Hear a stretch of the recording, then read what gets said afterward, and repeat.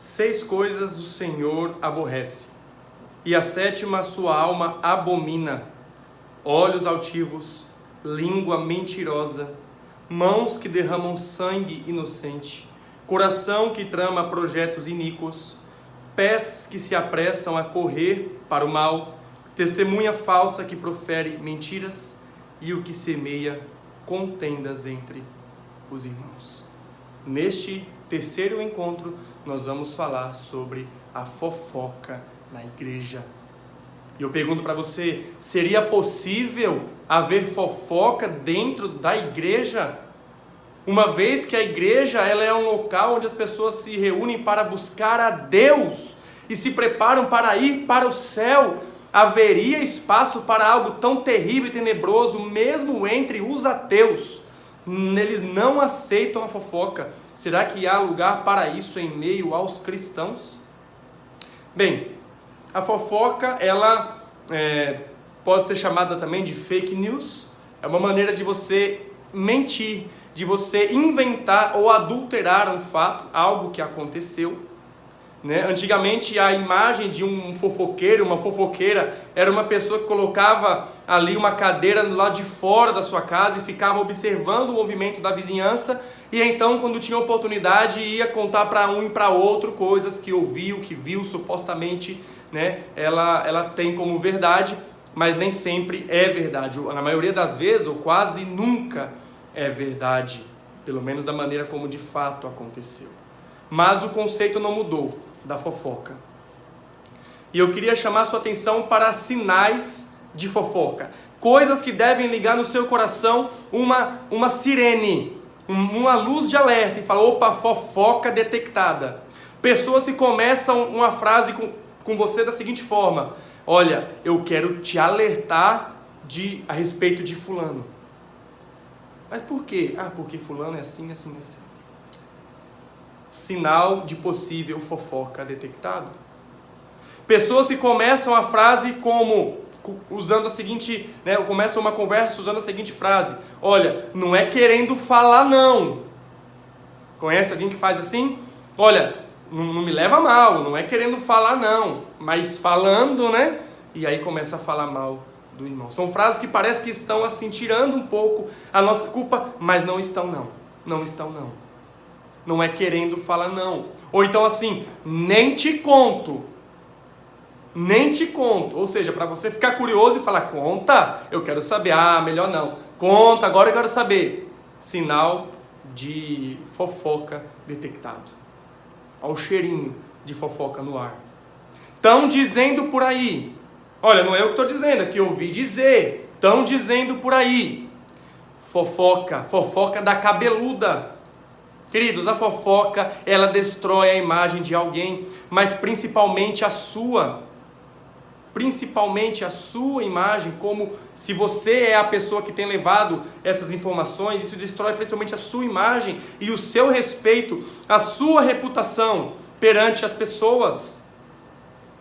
Pior do que a língua do fofoqueiro são os ouvidos dos ingênuos.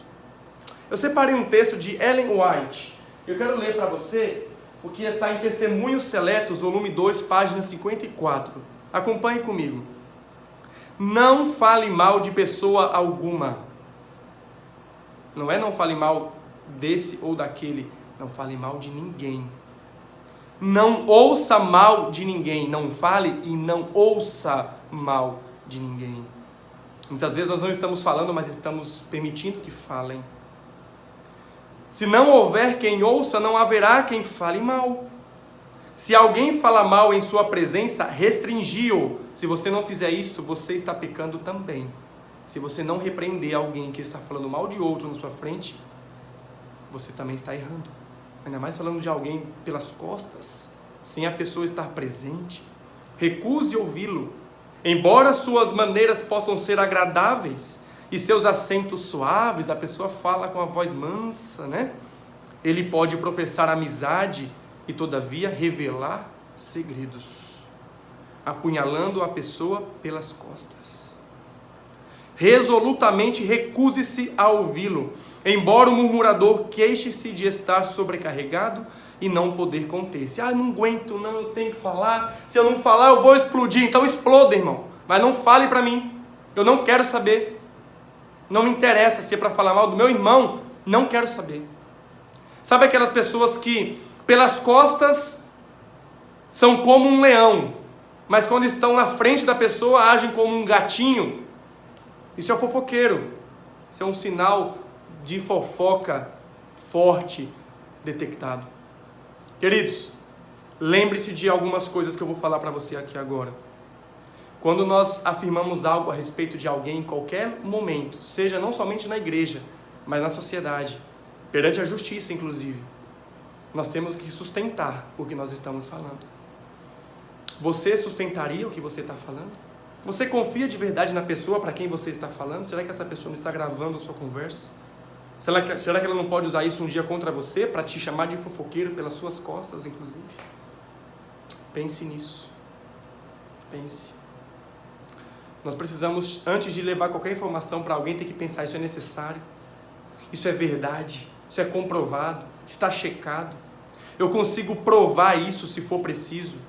Porque se eu levantar um falso testemunho contra o meu irmão e eu não conseguir provar, o penalizado serei eu. Se eu falei mal do meu irmão, acusei ele de qualquer coisa. Ah, eu fiquei sabendo que fulano de tal está no bar. Ah, você pode provar? Não. Então a pena que o irmão levaria por ter ido ao bar, nós não temos como provar isso, você vai receber.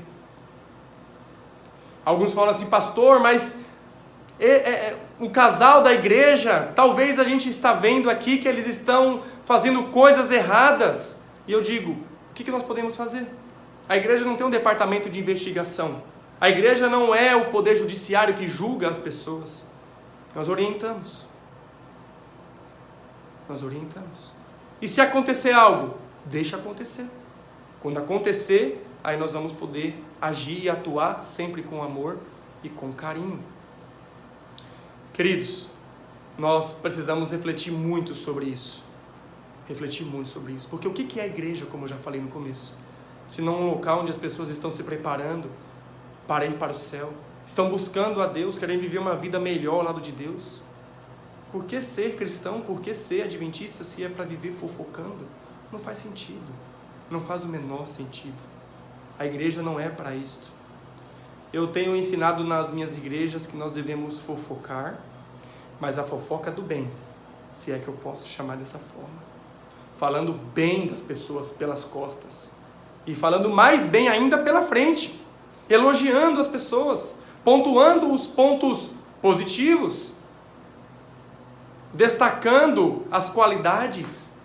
É importante nós nos acostumarmos a fazer isso, porque talvez, pela nossa criação, nós somos educados e crescemos em ambientes em que se fofocar era algo normal.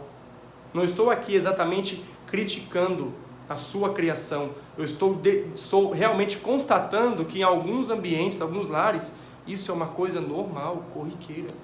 Falar mal do irmão, mentir, para se esquivar de alguma consequência. Mas no céu, isso não é normal. Isso não vai ser possível acontecer no reino de Deus. E nós devemos viver aqui como se já estivéssemos lá, nos preparando para morar lá.